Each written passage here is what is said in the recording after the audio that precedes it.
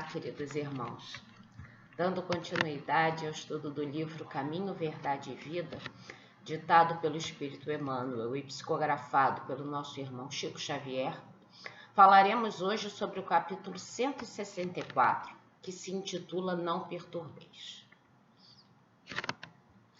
Vamos fazer uma pequena análise sobre esse título. O que se refere a não perturbeis? Que tipo de perturbação esse título se refere? Essa perturbação se refere à nossa relação com Deus.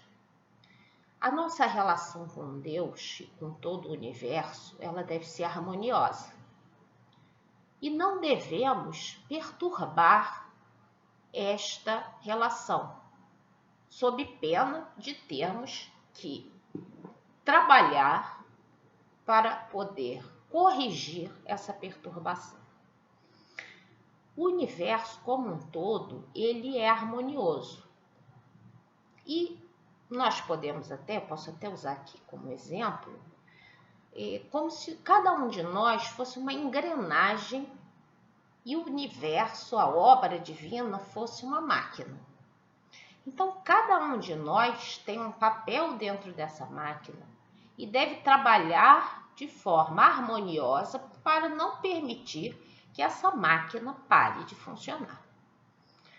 Então, é importante que nós busquemos manter essa harmonia. E o que perturba essa harmonia? Quando nós nos afastamos das leis divinas. Então, as leis divinas são perfeitas e quando nós nos afastamos delas, nós perturbamos essa perfeição, essa harmonia do universo. E essa perturbação, ela pode ser uma perturbação causada ao nosso cônjuge, aos nossos filhos, aos nossos amigos, dependendo da abrangência da pessoa, até o mundo inteiro. Mas a maior consequência vai estar para o próprio indivíduo que causou essa perturbação. O universo, ele vai trabalhar para corrigir essa perturbação. E nós também. Quando nós causamos essa perturbação, nós vamos ter muito que trabalhar para corrigir essa perturbação e retornar para a harmonia estabelecida. Então, vamos continuar. O nosso capítulo, ele se inicia com um versículo de Mateus 19:6.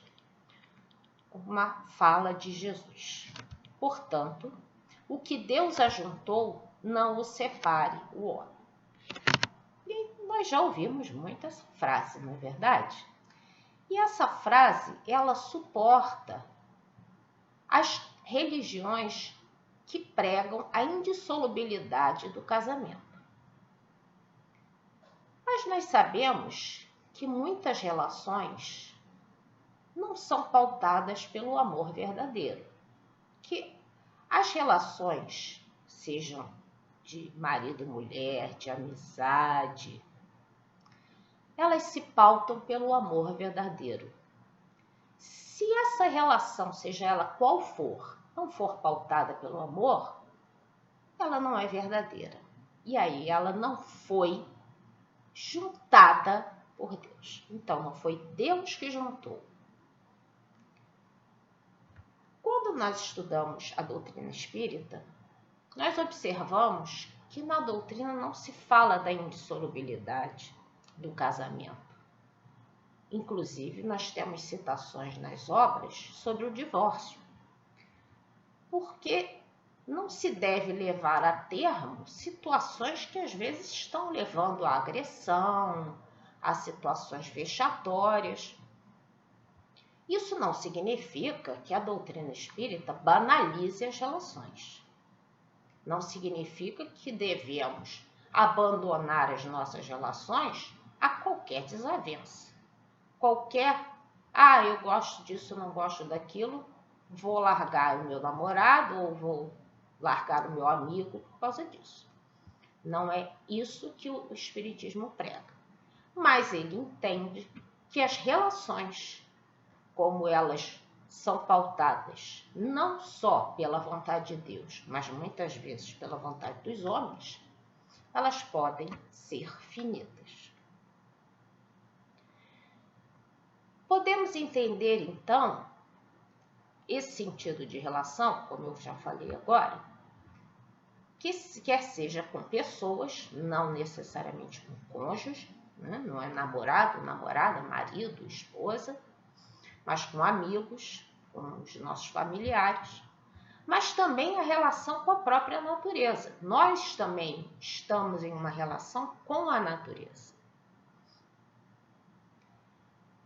No capítulo 22 do Evangelho segundo o Espiritismo, nós temos uma citação sobre essa ideia pretérita da insolubilidade do casamento, entre a diferença entre a vontade de Deus e a vontade dos homens e o divórcio. Então, se vocês tiverem interesse, o capítulo 22 do Evangelho segundo o Espiritismo, eu acho muito interessante que todos recorram a essa literatura. E iniciando o nosso capítulo,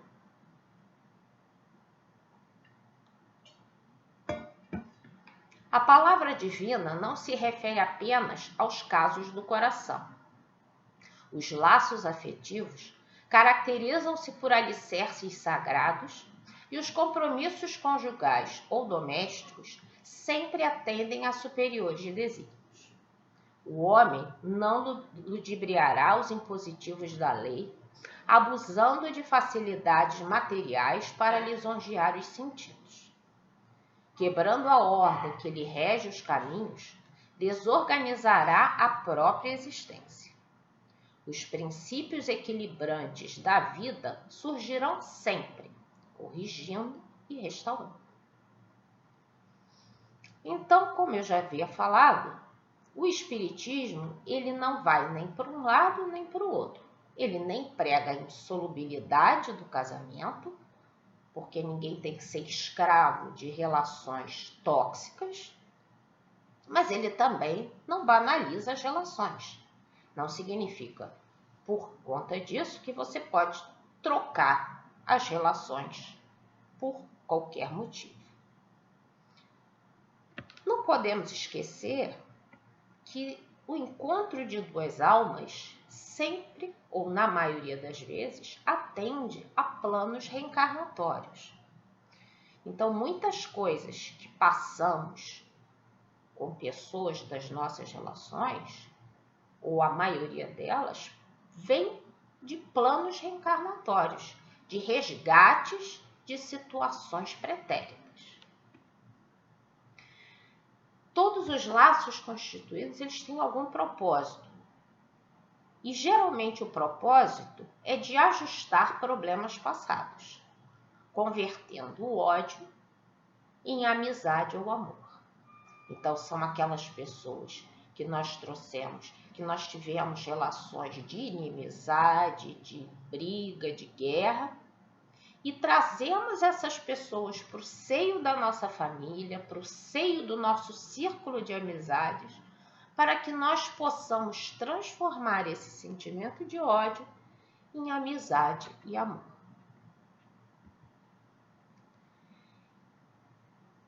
Uma outra coisa que a gente deve pensar também, como eu também já falei lá atrás, desculpe, quem fere os sentimentos dos outros, fere a si próprio. Então, nós não temos que ter uma ideia de que, eu briguei com fulano, eu desfiz uma amizade, ou eu desfiz um relacionamento amoroso e problema daquela pessoa. Não. Nós seremos responsáveis e seremos feridos no nosso interior se ferirmos outra pessoa. Então, temos que ter muito cuidado com isso. E aqui eu vou destacar um trecho desse parágrafo que fala sobre os princípios equilibrantes, que é uma coisa muito interessante esse conceito. Então, o que são princípios equilibrantes? A natureza, Deus é muito sábio e criou os princípios equilibrantes. São ações, atitudes, acontecimentos que vão trazer a situação para a harmonia necessária. Então, a situação, existe uma ação qualquer que desarmoniza as relações e esses princípios equilibrantes, eles vão trazer de volta a situação para a situação de harmonia. Então, aqui nós temos vários exemplos de princípios equilibrantes. Acontecimentos, pessoas que podem atravessar o nosso caminho, doenças. As doenças são princípios equilibrantes que nos trazem novamente para a realidade do que nós estamos fazendo de errado e onde nós devemos corrigir. E todos esses processos, eles vão levar ao reajuste, ao retorno à harmonia, quando atitudes mais sutis que nos são enviadas pelos espíritos superiores, né? Eles nos mandam tantas mensagens e às vezes nós estamos cegos e surdos para essas mensagens. E quando nós não percebemos essas mensagens sutis, nós então recebemos mensagens não tão sutis, para que nós possamos compreender o nosso erro e corrigi-lo. E aí eu trouxe também uma frase de Emmanuel que é bem interessante e vale a reflexão. A gazela desperta com a andorinha, mas a pedra só com a dinamite. Então, sejamos gazela e busquemos despertar com o barulho da andorinha. Não vamos aguardar que a dinamite venha nos acordar. E continuando. A advertência de Jesus, porém, apresenta para nós significação mais vasta. Não separeis o que Deus ajuntou. Corresponde também ao não perturbeis o que Deus harmonizou. Então, nesse parágrafo, nós temos a observação de que tudo que é criado e oferecido por Deus não pode ser desarmonizado. Então, Deus criou o universo, a natureza, os homens, de forma harmônica. E nós não estamos autorizados a desarmonizar essa criação. Então, nós temos que agir de forma harmoniosa, não só nas nossas relações, mas também com a natureza, usando os recursos que a natureza nos oferece, mas sem comprometer a sua sustentabilidade. Então, se eu utilizo um recurso X da natureza para saciar a minha fome, não há problema nenhum. Mas eu não posso destruir essa mesma natureza apenas por recreação. Um exemplo, por exemplo, das caças recreativas. Né? Eu não posso sair matando animais apenas pela minha recreação. E uma outra relação que nós, quando falamos em relação, nós pensamos em relação nossa com outra pessoa ou com uma outra situação. Mas existe uma outra relação que é fundamental e que nós devemos também ter em mente, que é a nossa relação com o nosso corpo. O nosso corpo também é um recurso harmônico que Deus criou e nós não estamos autorizados a desarmonizá-lo. É uma grave falha nossa desarmonizar essa criação tão perfeita de Deus. E nós tendemos tanto a perturbar essa relação, né? Nós não levamos muito a sério essa relação com o nosso corpo e comprometemos essa relação com vícios, pensamentos errados, com atitudes erradas. E isso tudo desarmoniza essa relação tão importante, esse presente fundamental que Deus nos deu para que pudéssemos caminhar rumando para a nossa evolução. E continuando. Ninguém alegue desconhecimento do propósito divino. O dever, por mais duro, constitui sempre a vontade do Senhor. E a consciência, sentinela vigilante do Eterno, a menos que esteja o homem dormindo no nível bruto, permanece apta a discernir o que constitui obrigação e o que representa fuga. Então, muitas vezes, quando nós nos deparamos com os deveres, nós buscamos as portas largas, né? Fugimos das portas estreitas que Jesus nos falou. Buscamos as portas largas, né? Os caminhos menos duros, a facilidade, o desvio dos nossos deveres. Mas nós não podemos esquecer que nós nos encontramos em um nível já de consciência, não diria evoluída, mas já de uma certa consciência. E essa responsabilidade se torna muito maior do que aquele que não tem conhecimento nenhum. Então, quanto maior o nosso conhecimento, quanto maior a nossa capacidade de entender o que está se passando, maior a nossa responsabilidade também em cumprir as leis que são estabelecidas. Nós já passamos do nível bruto. Nenhum de nós pode alegar desconhecimento, desconhecimento, talvez sim, mas incapacidade de conhecer a verdade de Deus, nenhum de nós pode alegar isso. O que nós podemos é estar no que Emmanuel nos chama de ignorância acalentada, que é aquela ignorância que eu escolho. Eu finjo que eu não estou vendo, eu finjo que eu não estou ouvindo. Mas você está ouvindo, você está vendo. Você é capaz de compreender aquela mensagem. O Pai criou seres e reuniu-os. Criou igualmente situações e coisas, ajustando-as para o bem comum. Então devemos entender que a natureza ela está a serviço do bem comum, as relações também. Assim como a ciência.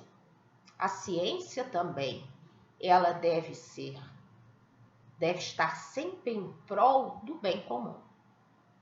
Então, a ciência verdadeira é aquela que se pauta no bem comum, em trazer a melhoria para a vida dos seres viventes, não só dos seres humanos, mas de todos os seres viventes. Continuando. Quem desarmoniza as obras divinas, prepare-se para a recomposição. Quem lesa o Pai, algema o próprio eu aos resultados de sua ação infeliz e, por vezes, gasta séculos desatando grilhões. E aqui nós temos um chamamento para que observemos a nossa responsabilidade, o nosso papel nas ações que devemos tomar no nosso dia a dia. No cuidado com as ações, os pensamentos. Que quando nós ferimos as leis de Deus, nós ficamos presos, às vezes por séculos, em processos reencarnatórios para nos reharmonizarmos com essas leis.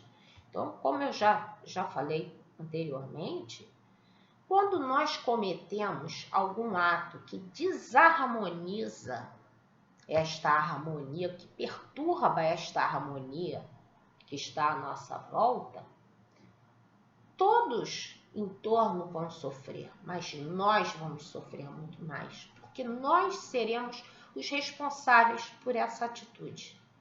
E aí nós teremos que retornar em uma ou várias encarnações, dependendo da gravidade da situação, para podermos cumprir,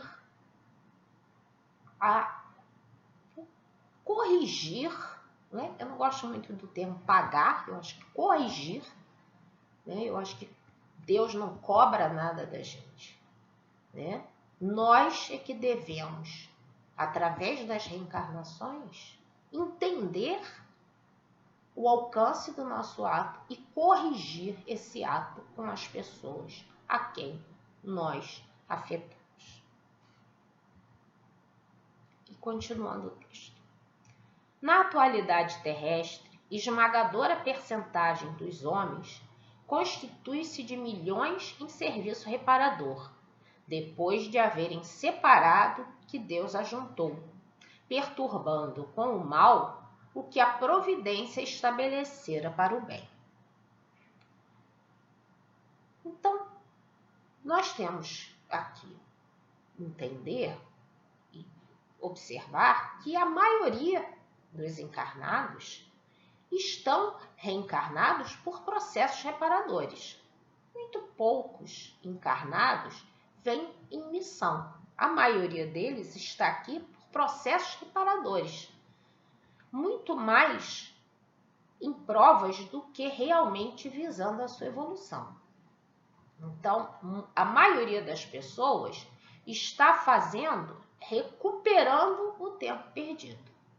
Olhando para trás e dizendo, lá eu fiz tal coisa e eu voltei para corrigir aquela tal coisa que eu fiz lá atrás. Então, muito mais do que provas que vão nos levar à evolução, nós estamos aqui para poder corrigir o que nós deixamos para trás de errado. A partir do momento que nós corrigirmos isso tudo, aí sim nós começaremos a nossa evolução. Obviamente que o processo evolutivo ele não é estanque. Você pode, numa encarnação, corrigir os erros passados e contribuir para a sua evolução.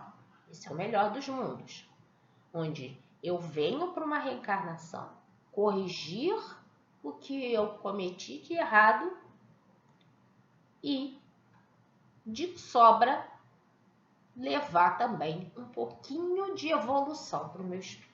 Esse é o melhor dos mundos. É esse o mundo que a gente deve trabalhar. É essa realidade que a gente deve buscar. Corrigir o que ficou para trás e trabalhar para a nossa evolução. E nesse parágrafo, citou-se a palavra mal. O que é o mal? Então, no Consolador, na questão 135, nós temos a explicação do que é o mal. Se o determinismo divino é o do bem, quem criou o mal? O determinismo divino se constitui de uma só lei, que é a do amor para a comunidade universal. Todavia, confiando em si mesmo, mais do que em Deus, o homem transforma a sua fragilidade em foco de ações contrárias a essa mesma lei, efetuando, desse modo, uma intervenção indébita na harmonia divina. Eis o mal. Urge recompor os elos sagrados dessa harmonia sublime. Eis o resgate. Então, o que é o mal, senão uma intervenção na harmonia divina? Isso é o mal. Então, mal é tudo aquilo que quebra a harmonia criada por Deus. E como é que nós fazemos para acabar com o mal? Recompondo os elos sagrados dessa harmonia. E continuando. Prestigiemos as organizações do justo juiz, que a noção do dever identifica para nós em todos os quadros do mundo. Às vezes, é possível perturbar-lhe as obras com sorrisos, mas seremos invariavelmente forçados a repará-las com suor e lágrimas.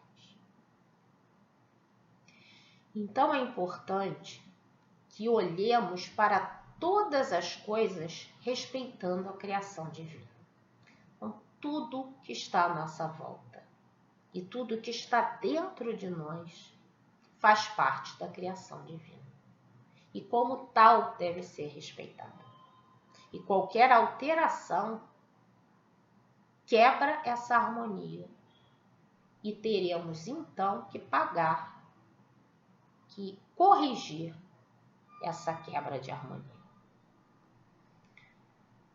Muitas pessoas, como diz aqui no parágrafo, perturbam as obras com sorrisos.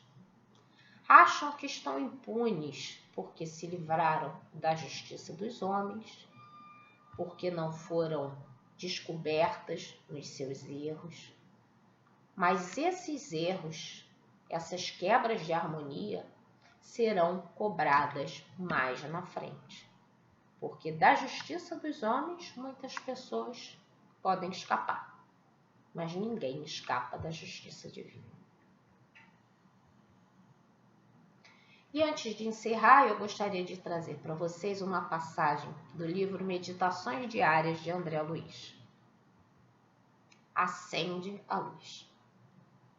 Ao longo do caminho em que se jornadeias para diante, encontrarás a treva a cercar-te em todos os flancos. Trevas da ignorância em forma de incompreensão, nevoeiros de ódio em forma de desespero, neblinas de impaciência em forma de lágrimas e sombras de loucura em forma de tentações sinistras. Acende, porém, a luz da oração e caminha. A prece é claridade que te auxiliará a ver a amargura das vítimas do mal, as feridas dos que te ofendem sem perceber, as mágoas dos que te perseguem e a infelicidade dos que te caluniam. Ora e segue adiante. O horizonte é sempre mais nobre e a estrada sempre mais sublime, desde que a oração permaneça em tua alma em forma de confiança e de luz. Eu gostaria de convidar agora vocês, irmãos, para fazermos a nossa prece de encerramento.